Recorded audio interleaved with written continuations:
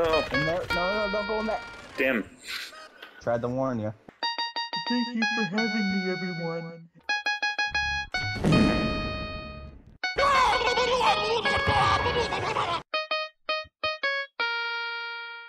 There is so much I want to say about Resident Evil 4 Remake. Before I even start, I want to point out that I was always in the minority opinion that 4 was never the best Resident Evil game, since it did stray away a little from the horror elements that made these games feel survival horror, as well as spawning a couple really poor sequels that put the series in a bad spot. But I'll always acknowledge it as a true pioneer of the third-person shooter, as it was one of those first games to utilize the over-the-shoulder camera we know and love now. And I was also among the group of Resident Evil fans who wanted a Code Veronica remake way more instead, since that game still had the fixed camera angles and is dated worse than 4's gameplay due to that. I also think Code Veronica has a way more integral storyline than Resident Evil 4 anyway, and I think Capcom should consider it mainline in regards to their recent remakes trend. But that's got little to do with the fact that I had no idea how much Capcom could improve with a remake of 4, and man, I'm glad I was wrong. Much like my Dead Space remake review, I don't really want to delve into what the game is all about as much as go into the comparisons, improvements, or additions between this game and its original counterpart, and what it does better, worse, or just different. You play as Leon Kennedy, sent to rescue the president's daughter, only to find himself in deep parasite doo-doo when both of them get injected with the Las Plagas. Or as I like to call it, the L virus. Together, they need to find a way to remove the parasite before they turn and stop Big Baddie Sadler from using it for world domination. Yeah, the story, to me, was never really the game's biggest strong suit. At least to me, it was always the gameplay. But I just have to talk about the change of direction within the story. I find it much easier to take seriously now. They toned down a lot of the original's goofiness, and instead presented a darker and more mature storyline. There's significantly less cheesy one-liners, but there are still a few told by Leon here and there. Sorry, must have slipped. Make your way to that church. Right. I'm probably due for confession anyway. Ha ha! Leon, are you kidding me? Jumping across chandeliers, seriously, who does that? What are you, my mother? Are you hurt? No, I'm okay, I guess. You did well back there. Seems this isn't your first time running from creeps. The way the story played out this time exceeded my expectations. The way the notes were written gave a better backstory about the Las Plagas, as well as tons of character lore. Everything feels like it was rewritten in a sense that is more believable and easier to digest, like all the main characters, for instance. Leon feels less like a superhero. He's no longer outrunning falling boulders or doing somersaults over super fast heat lasers. Instead, his skills and athleticism are as impressive as they should be, coming from his background military experience. He is still a very good fighter and marksman, but at the same time, he is still as vulnerable as he was in 2. Lewis is perhaps the best character in the whole game now. He's more complex, fleshed out, and has a much greater presence this time around, and is in the game longer too. Ada Wong is just as likable as always, even though her new voice actress does take a little getting used to hearing. I do like how they were able to get a woman of real Asian descent to finally play her. I just wish she didn't sound so tired all the time or something. She sounds weird. Leon S. Kennedy. You haven't changed. You just think you have.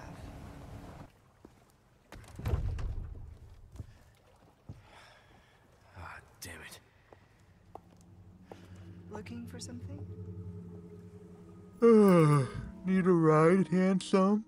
And I think I like Krauser a little bit more now too, as it delves deeper into his past with Leon. The dialogue between the two and their confrontations are much more personal than I remember it being in the original. A teacher turned rival. And lastly, there is Ashley. I fucking hated her.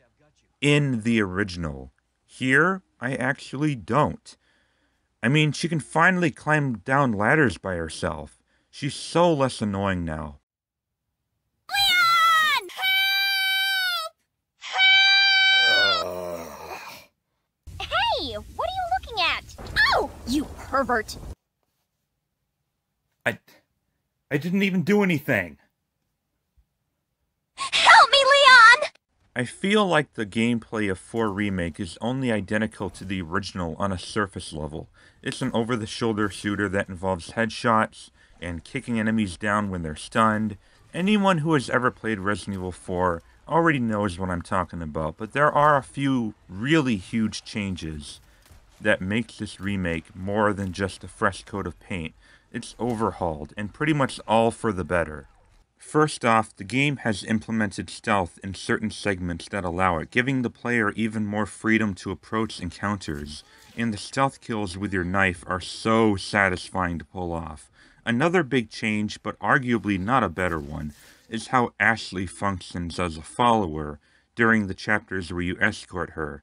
In the original, she had her own health bar and you need to share your healing items with her when she got hit.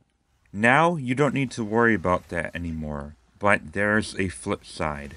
She's dead in 2 hits. The first hit incapacitates her and you need to reach her in time to help her back on her feet before she gets hit a second time. So, yeah, it can get pretty frustrating at times while you're absolutely surrounded. There were times when the escorting felt harder than it did in the original. But that's okay, because you know why? This remake in general I found harder than the original, so it kind of balances that out. Enemies are faster, more aggressive, and hit harder. It also replaced the red dot aiming with a regular cursor for most guns, meaning it's harder to tell exactly where your bullet may land. The difficulty of this game should not be underestimated. You can easily be swarmed, and if you're not careful, you will die. A lot. I find it funny how when you first start the game, it tells you what difficulty you should play on based on whether or not you're familiar with the original game. Assisted, if you've never played a shooter before, which apparently it's that easy on Assisted.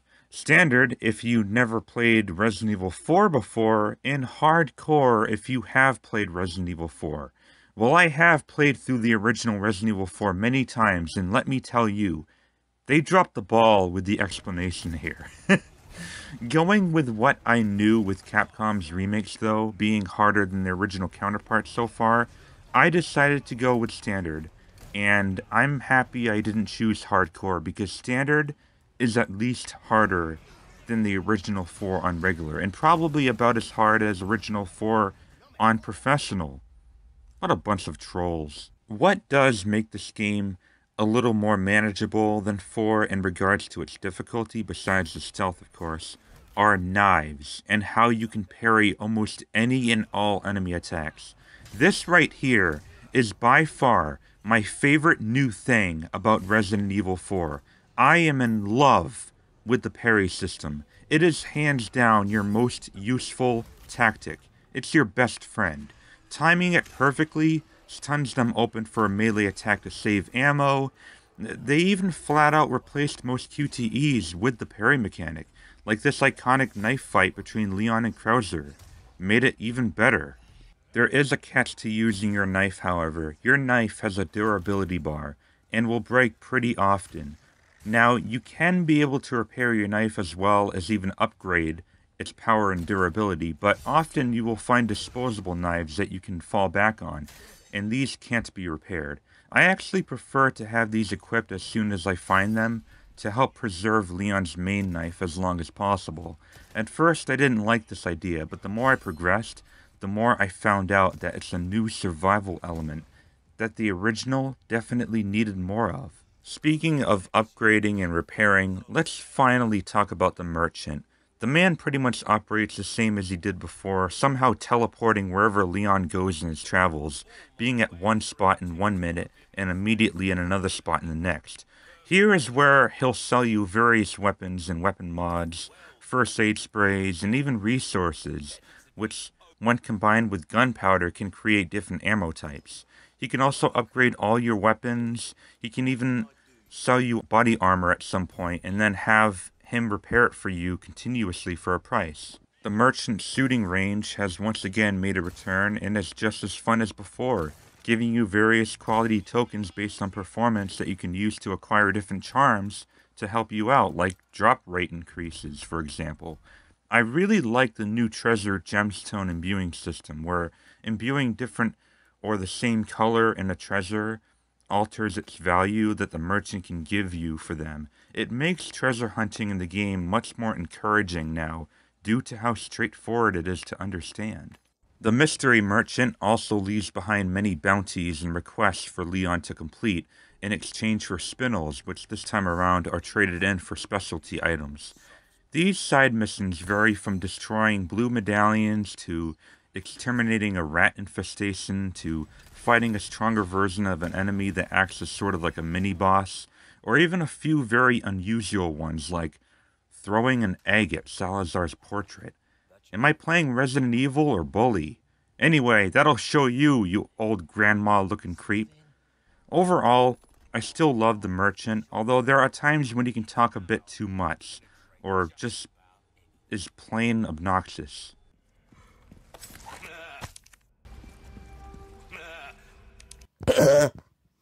I can't forget to mention that Resident Evil 4 finally has a storage that can be accessed through the save typewriters. However, it only lets you store guns and first aid meds and nothing else. For whatever reason, I don't know. This is one nitpick I kind of have, but I can get over it. Kind of like how I can get over how dumb the enemy AI could be once in a while.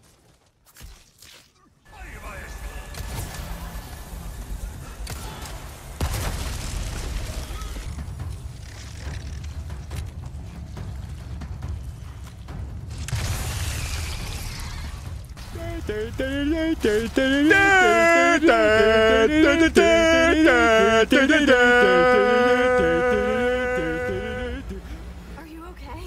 Yeah.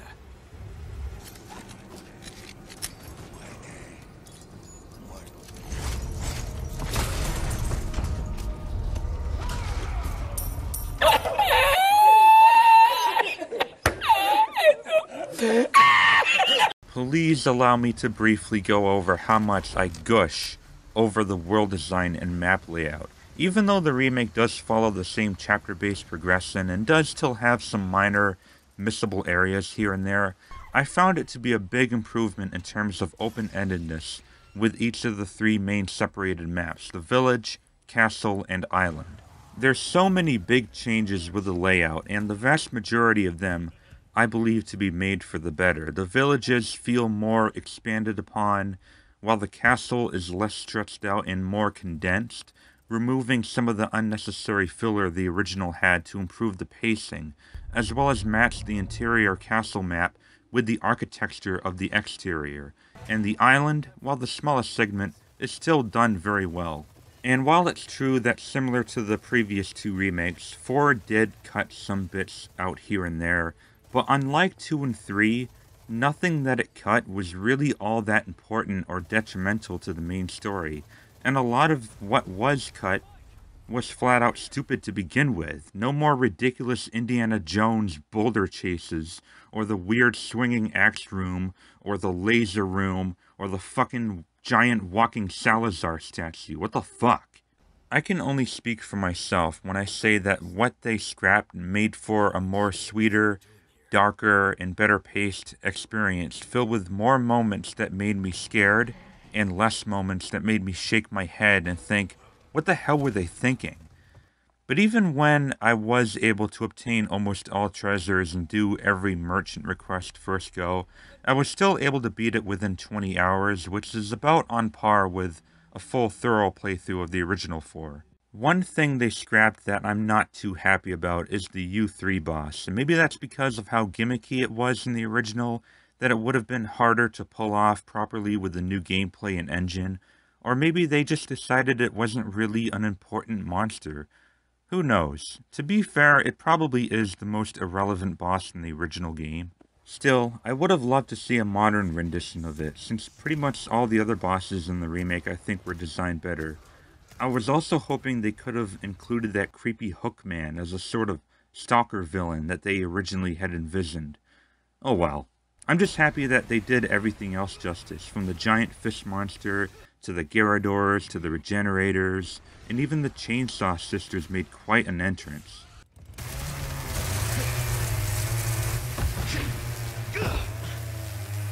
Great.